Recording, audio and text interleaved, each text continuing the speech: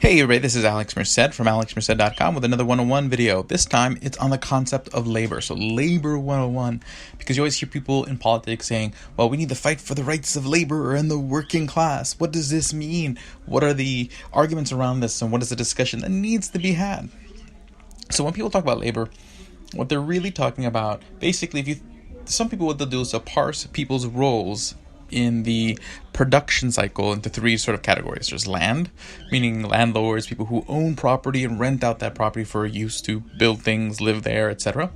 Capital, those are people with resources that they can either use to procure like machinery, rent land, whatnot, the resources to kind of make sure that the project happens, this production occurs. Okay, and labor, the people who actually physically act to produce the good or service. Okay, now oftentimes, so there's basically the labor, land, and capital. Okay, but usually capital is the entrepreneur in the sense that they take ownership of the project, which means they only get paid after everything else gets paid. So what happens, when you apply basic economic thinking, the idea is basically more risk, more reward. So when you rent land, when you rent a piece of property from someone, you have to pay them regardless of whether you make money or not. When you hire someone to work for you, you got to pay them whether you make money or not. So capital, on the other hand, only makes money if they make money. Okay, in a sort of very theoretical sense. I mean, there's more detail you can go into, and it gets more complicated, but this is just the basic idea of it. So what happens is that if I'm that capitalist, if I'm that entrepreneur, I rent a factory, or I rent the facility for a factory. I buy the machinery for a factory. I got to pay for those machines. I got to pay the rent on that property. And then all the people I have working in the factory got to get paid regardless. So then what happens is that when we sell whatever the end good is, the money is really going to go to all of them first. So because then they have less risk, because they don't necessarily have a stake in the final sale, theoretically, they get less because they get paid earlier and they're taking on less risk. And so the reward for the capitalist to take on the additional risk, wait the longer period of time to get paid, they're going to get a larger share of that final sale, theoretically. The problem is, other people don't look at it this way. Other people just look at it what's called the labor theory of value, where basically something should be worth basically if there's a profit, that means labor didn't get paid enough, in a sense. So if there's extra money left over after everything's said and done, then you didn't pay the workers enough. That's essentially the way they look at it. When there's all sorts of other considerations to take into consideration. But there are legitimate concerns, because over history, what happens is that there is what's called an asymmetry. Asymmetry means an inequality, but an asymmetry of power. So in the sense that if labor has fairly poor working conditions, or has a hard time getting by with the wages they have, they have very little power to negotiate with the owner of the company to sit there and say, hey, can you pay me more? So what's happened, especially if you are lower skilled labor, because you're more replaceable in a sense, because there's a lot of other people who are unskilled. Skilled labor, basically, the more skilled you are, the more bargaining power you have in labor relations, and the ability to ask for like higher income, etc. So then what happens over time is that unskilled labor, while they have very little bargaining power alone, they organize because they have much more bargaining power together, because basically, while they may be replaceable, they're not all replaceable at the same time. So this is where the whole idea of strikes come in. So they sit there and say, hey, you know what? If you don't at least come to the table and negotiate with us, we're all just going to go on strike and not work at the same time.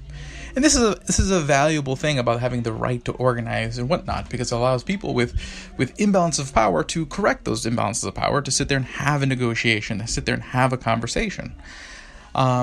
What's happened over time is that people then got government involved, and government sort of started creating rules that favor one side or the other. And for every rule that favors one side, there may be another rule that favors the other side. And it's become further away from trying to actually have people sit down at a negotiation, more towards how can we use government to sort of, tilt things in my favor, and this kind of pushes a lot of these aspects of labor away, because it's not just about wages, it's also about working conditions, flexibility, work hours, all sorts of different things. And again, every place you work is different and has different needs and different considerations and whatnot. So trying to create one size fits all policy can sometimes be problematic for businesses or for labor. So one of the things to get at is, unions are an organization that people are free to organize, no matter, like any other kind of organization. But like any organization, when it's given political favor by government, can oftentimes get away from its original mission of representing the members of its group. So, you would want, if people were more free to choose, which, in some places the world is moving more towards freedom to be able to choose whether you're in a union or part of a different union. But the benefit of that is, if you have unions compete, just like anything else, it holds them accountable.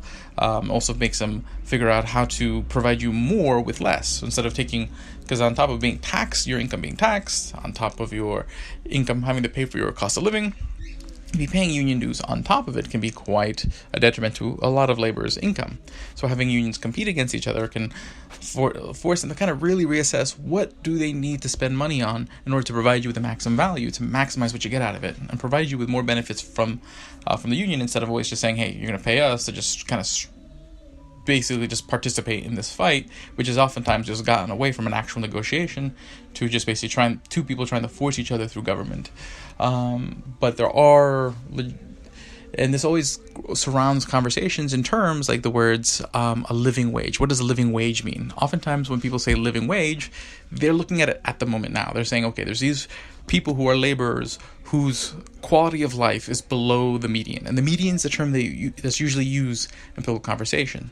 It's different than average, because when you have an average, it gets thrown off by the people who are at the very, very bottom and the people who are at the very, very top. These outliers screw up averages. But a median means there's as many people on top as there is below. Problem is, every time you improve things for people, and you give people the quality of life of the current median, you've just moved the median. By defining the conversation that way, the conversation never ends, because the median's always moving up. And so you can constantly say, well, there's all these people who are below the median. But when you take a look at sort of absolute quality, the absolute purchasing power of what people can buy with their wages, the absolute length of life, safety on the job, most of these metrics have improved over time.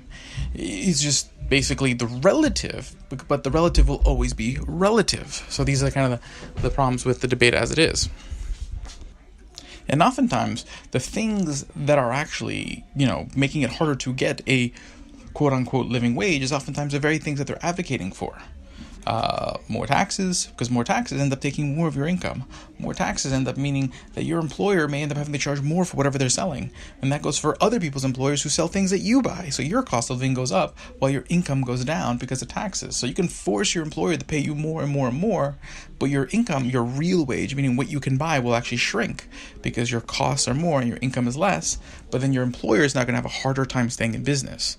While if you do the opposite, you lower taxes, you'll keep more of your paycheck, your employer has more money to either pay you or survive as a business, so that way your job is safer and there's less pressure on you. Because what happens is as that crunch between as profit margins shrink, people try to get more out of the labor that they have. So someone who used to work get paid for 40 hours and do 40 hours worth of work is now expected to be paid 40 hours and do 60 hours worth of work. If not, they'll hire someone who will. So there becomes a lot more pressure and stress on the people who do work there, because everyone's trying to get a little bit more value out of every dollar they have, because everyone's seeing their dollars shrink because of the extra taxes, the cost of the extra regulations, all this stuff. So oftentimes the things that are actually oftentimes the interests of everybody are actually quite in line. As in everybody's interest to have less of your stuff taken away from you, to have less bureaucracy around you, whether you're labor, capital, or land. So hopefully you found this interesting. I'll talk to you guys later. Have a great one. Enjoy.